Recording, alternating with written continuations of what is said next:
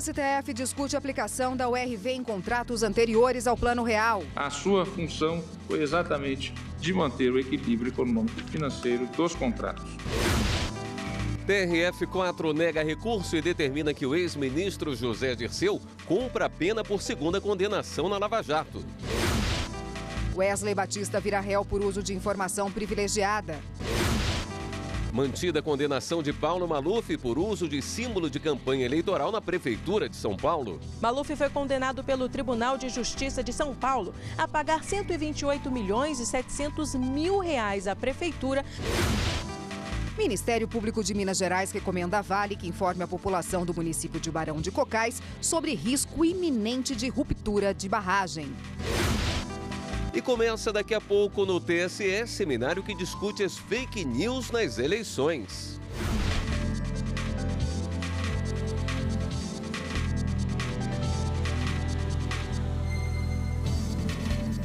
Olá, boa noite. Boa noite para você. O RV pode ser utilizada para cálculo do índice de correção monetária em contratos celebrados antes do real. A decisão é do Supremo Tribunal Federal e a repórter Carla Lucena acompanhou a sessão de hoje e tem os detalhes para a gente. Boa noite, Carla.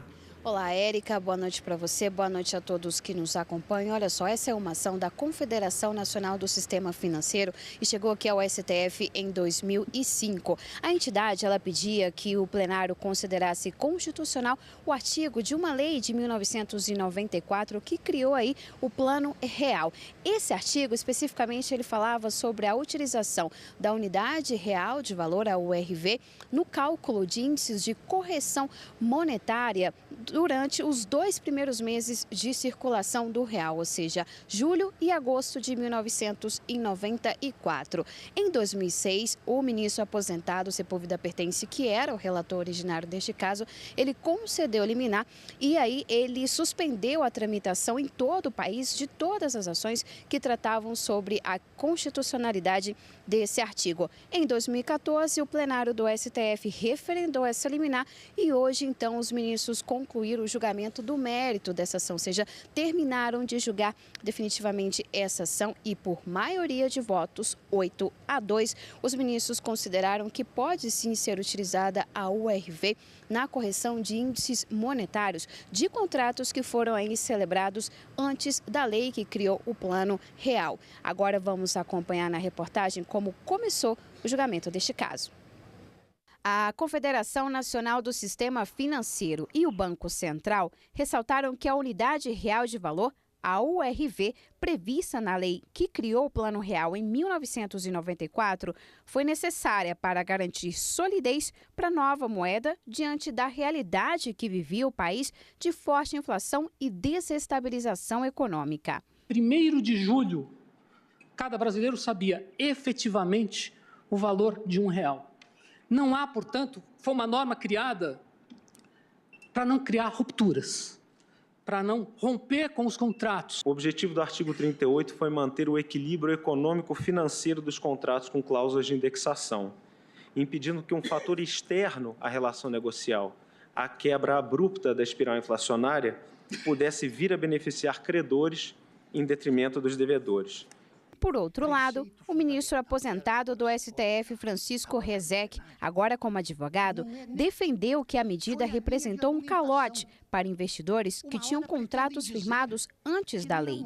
O artigo 38, sabe-se lá para que ele foi concebido, mas ele não, constitucional que seja, ele não tem a virtude absolutamente de, nesse curtíssimo período de 2 meses do ano de 94, elidir a validade das cláusulas contratuais relativas à correção monetária.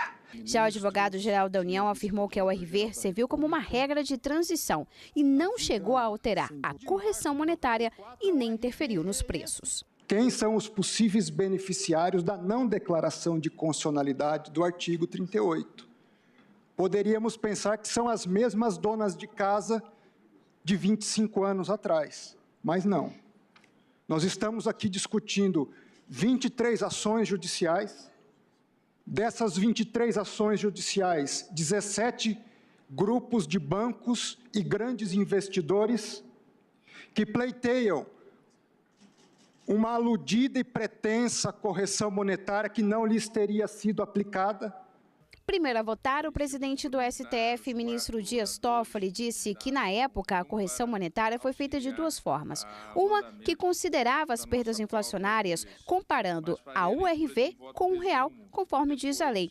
E a outra, a URV com a moeda antiga, o Cruzeiro Real. Para ele, essa segunda forma não poderia ser usada e considerou constitucional o artigo da lei do Plano Real. Em sua criação, inequivocadamente, esteve presente o espírito da preservação do referido equilíbrio econômico-financeiro. A sua função foi exatamente de manter o equilíbrio econômico-financeiro dos contratos. E a consultora jurídica da TV Justiça, Karina Zucolotto, acompanhou a sessão. Hoje tem os detalhes para a gente. Boa noite, Karina. Boa noite, Érica. Oi, Karina, boa noite. Boa noite, O ministro Celso de Mello votou junto com o ministro Marco Aurélio na divergência, né? Você pode trazer para a gente quais foram os principais argumentos apresentados? Os ministros acabaram ficando vencidos, invocando o dispositivo da Constituição de que essa lei, com aplicabilidade imediata, conforme foi dito por todos os outros ministros, e considerando isso constitucional, não poderia retroagir para alcançar os contratos celebrados antes do início da vigência da lei. O ministro Celso de Mello, o último a votar, num voto bastante célere, ele, de uma forma bastante didática também, ele disse que a Constituição não proíbe que a lei nova alcance situações do passado. É possível que ela retroaja, mas desde que, observando o artigo 5º, inciso 36, não prejudique o ato jurídico perfeito. E os contratos celebrados anteriormente seriam considerados atos jurídicos perfeitos e que deveriam ser respeitados pela decisão da Corte. Mas essa foi apenas o voto do ministro Celso de Mello e do ministro Marco Aurélio que ficaram vencidos. Portanto, prevaleceu no Supremo Tribunal Federal hoje o voto ou o entendimento de que essa legislação, com essa nova correção feita pela URV, aplica-se sim a contratos celebrados antes mesmo dessa lei de 1994. Cobertura mais aprofundada ainda no programa Plenárias no final de semana, né? Exatamente, no Plenárias e a semana que vem acompanhando tudo por aqui no Jornal também. Obrigado, Karina. O Ministério Público Federal abriu um procedimento administrativo para apurar ameaças de ataques cibernéticos a membros da instituição. Entre os alvos estão procuradores que integram a Lava Jato. O procedimento foi aberto pela Procuradora-Geral da República, Raquel Dodge, depois de relatos da tentativa de invasões a aplicativos de mensagens como WhatsApp e Telegram nos celulares institucionais. Os alvos principais foram procuradores envolvidos na Operação Lava Jato, nos estados do Rio de Janeiro e do Paraná.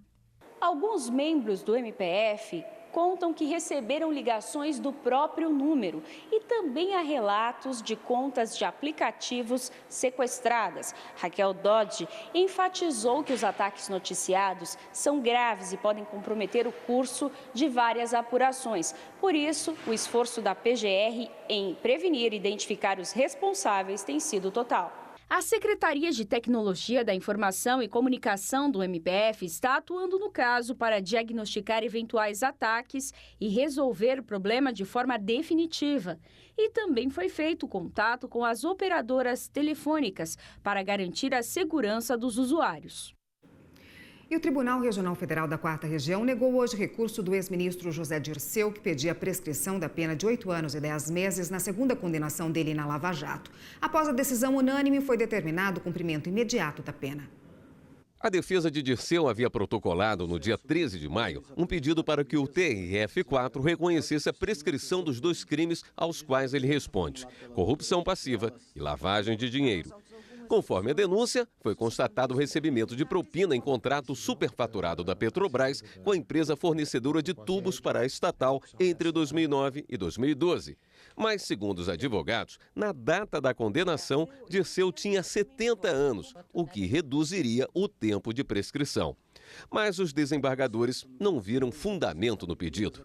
A defesa ainda havia solicitado que a prisão de Dirceu não fosse determinada até que houvesse um resultado nos tribunais superiores, o que também não foi aceito. Ainda é possível recorrer ao Supremo Tribunal Federal e ao Superior Tribunal de Justiça. Mesmo que a pena seja executada, os advogados ainda podem tentar um último recurso chamado de embargos dos embargos no próprio TRF4. O Superior Tribunal de Justiça mantém a condenação de Paulo Maluf. O ex-prefeito de São Paulo virou réu em ação de improbidade administrativa e foi condenado a pagar ao município mais de 128 milhões de reais. Durante a gestão como prefeito de São Paulo, de 1993 a 96, Paulo Maluf utilizou a marca da campanha eleitoral para a prefeitura, um trevo formado por 4 corações, como símbolo oficial do governo municipal e adicionou o desenho a papéis, uniformes escolares, diversos bens públicos e a campanhas publicitárias veiculadas durante a gestão. Maluf foi condenado pelo Tribunal de Justiça de São Paulo a pagar 128 milhões e 700 mil reais à prefeitura pelo prejuízo causado com a aplicação ilegal e retirada do símbolo de campanha de bens públicos. No recurso ao STJ, Maluf alegou que a marca poderia ser removida sem prejuízo aos bens municipais. Mas o relator do caso, o ministro Og Fernandes, concluiu não haver erro material na decisão do Tribunal Paulista, que determinou a reparação dos prejuízos sofridos pelo município. O magistrado também não verificou enriquecimento ilícito da prefeitura com a decisão. A Justiça Federal de São Paulo aceitou denúncia. O empresário Wesley Batista virou réu por uso de informação privilegiada para lucrar no mercado financeiro. A decisão é do juiz Diego Paes Moreira. No despacho, o juiz diz que a defesa de Wesley Batista tem 10 dias para oferecer resposta à acusação. Segundo o MPF, como gestor da Seara Alimentos, a Eldorado Celulose, Wesley comandou operações de câmbio das empresas em maio de 2007, quando ainda estava sob sigilo o acordo de delação premiada que ele e o irmão Wesley Batista firmaram com a Procuradoria-Geral da República. Após a divulgação do teor das colaborações, o dólar teve alta expressiva, o que rendeu ao empresário quase 70 milhões a partir dos contratos de dólar negociados dias antes, afirma o Ministério Público. A defesa dele disse que já foram apresentados dados e documentos para demonstrar a regularidade e necessidade de operações de câmbio e que o empresário não tinha como saber da homologação da delação. E começa daqui a pouquinho o Seminário Internacional Fake News e Eleições. O evento será realizado hoje, amanhã, na sede do Tribunal Superior Eleitoral. E a repórter Maíra Guedes está lá e ao vivo tem os detalhes para a gente. Boa noite, Maíra. Olá, muito boa noite. Essa é a primeira vez que a Justiça Eleitoral, em parceria com a União Europeia, realiza um seminário para discutir as fake news. Quase 500 pessoas vão participar do evento, que tem como objetivo produzir formas para diminuir ou então minimizar a divulgação de notícias falsas já nas próximas eleições municipais de 2020, levando em consideração a experiência que foi adquirida no último pleito em outubro do ano passado. Estão previstas na programação palestras com juristas, jornalistas, especialistas do FBI e também da Polícia Federal e com representantes de agências de checagem de notícias e representantes de redes sociais. A abertura está prevista para começar daqui a pouquinho, vai contar com a presença da presidente do TSE, a ministra Rosa Weber, e na sequência começa a palestra que tem como tema combatendo a desinformação e preservando a liberdade de expressão com Ricardo Gutierrez, ele que é secretário-geral da Federação Europeia dos Jornalistas. A abertura vai ser transmitida aqui na TV Justiça, logo após esta edição do Jornal da Justiça, e todo o seminário vai passar ao vivo nos canais do TSE, no YouTube e também no Twitter. Voltamos ao estúdio. Obrigado, Maíra. E ainda nesta edição, autoridades investigam o desaparecimento de uma arara em extinção. A Tereza veio de um projeto de reintrodução de animais silvestres em parceria com o IBAMA, do tráfico de animais.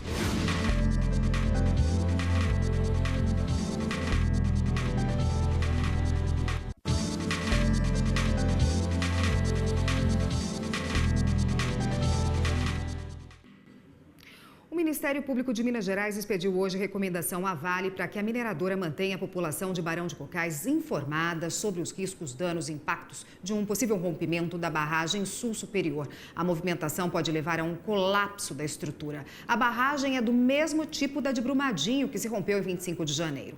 Na segunda-feira, a Vale confirmou que houve uma movimentação em Barão de Cocais. De acordo com a Defesa Civil, a estrutura está se deslocando cerca de 4 centímetros por dia. A recomendação foi dada depois que o Ministério Público obteve da própria Vale documento que confirma que há possibilidade de rompimento da estrutura entre os dias 19 e 25 de maio. O O Ministério Público recomenda ainda que a mineradora forneça apoio logístico, psicológico, médico, além de alimentação às pessoas que podem ser atingidas. A empresa também deve manter um posto de atendimento 24 horas nas proximidades dos centros das cidades de Barão de Cocais, Santa Bárbara e São Gonçalo do Rio Abaixo. No Distrito Federal, a Polícia Federal e o IBAMA investigam o desaparecimento de uma arara em extinção. Essa é a Chapada Imperial, um santuário ecológico a 50 quilômetros de Brasília. O local tem aproximadamente 4.800 hectares de área de proteção ambiental. Muitas aves ficam no local, inclusive algumas que já fizeram parte da lista de animais ameaçados de extinção.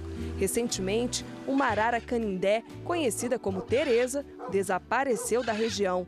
A administradora da reserva particular acredita que a ave tenha sido furtada. Pelas redes sociais, fez um apelo, pede para que o animal seja devolvido. A Tereza veio de um projeto de reintrodução de animais silvestres em parceria com o IBAMA, do tráfico de animais. Então ela foi trazida para cá para fazer essa reintrodução, já tem uns 2 anos mais ou menos. Eu espero que devolvam a Tereza, porque ela tem um trabalho fundamental nesse processo de educação ambiental, de trabalhar com pessoas deficientes, com autistas, crianças com Down. Ela é muito dócil, muito gentil. Para investigar o sumiço da arara Tereza, o IBAMA foi acionado. Como é crime federal, a Polícia Federal deve iniciar as buscas. Segundo os administradores da reserva ecológica, o animal não tinha o hábito de voar muito e interagia bastante com os turistas. Os contatos de todos os visitantes que passaram pelo local foram repassados aos investigadores. De acordo com a legislação, é crime contra a fauna matar, perseguir, caçar, apanhar, utilizar espécimes da fauna silvestre, nativos ou em rota migratória sem a devida permissão. Os animais silvestres são aqueles que vivem livre na natureza, não são de propriedade privada, né? E eles são de propriedade do Estado. Então é proibida a comercialização desses animais, a não ser que eles tenham origem em criatórios autorizados e registrados pelo IBAMA. E temos também os animais silvestres em extinção, né? Que existe uma lista federal dessas espécies ameaçadas de extinção e que esses têm uma proteção, inclusive, federal. Enquanto a investigação avança, os visitantes da Chapada Imperial têm a esperança do retorno da arara canindé, de plumagem tão brasileira que encanta a todos e ainda deixa a natureza mais bela. Eu espero que devolvam a Tereza, porque aqui é um ambiente onde ela recebe todo o cuidado, né? Ela está com outras araras também. Eu tenho um sentimento bom de que as pessoas vão se mobilizar e realmente devolver a arara, né? Porque era a sensação das crianças poder pegar a arara e tirar fotos com ela e interagir.